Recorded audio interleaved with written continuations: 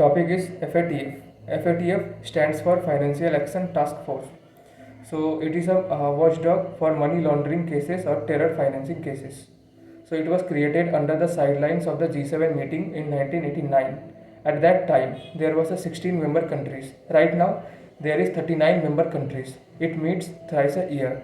So if I talk about some significance of that, so as we all know, grey list and blacklist under the FATF guidelines, but there is no such grey list and blacklist on the same name.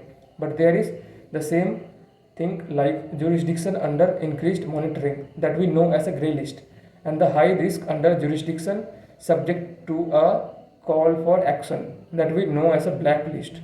Grey list is like a final warning to follow the set of rules that has been provided by the FATF to the country which is under grey list. And grey list does not impose sanction on the particular country, just give a final warning, and also monitors the banking transactions, etc.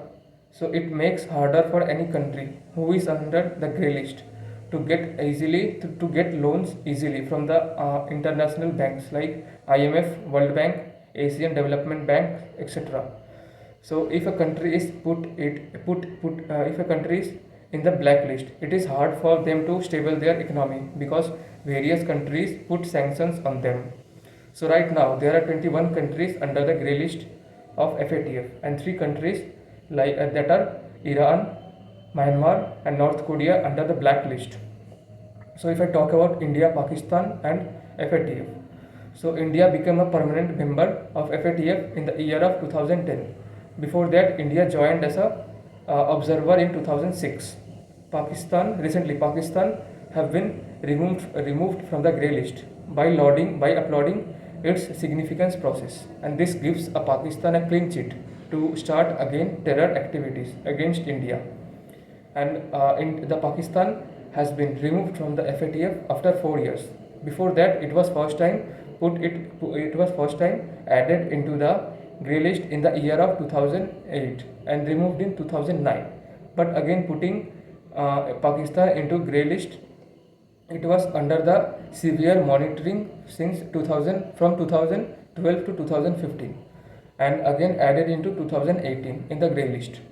So if I talk about some issues with the FATF, the main issue is the policies against anti money laundering cases, that new technologies and new implementation of rules should be there, but there is a lack of awareness about the anti money laundering and about the risk that are associated with the money laundering cases, and also there is a lack of cooperation and synergy between the membering countries.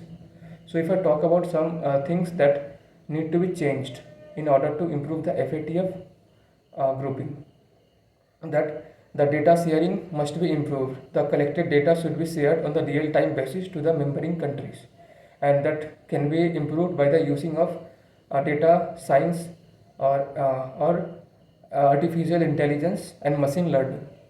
So these things need to be taken care of to improve the governance of the FATF grouping. Thank you.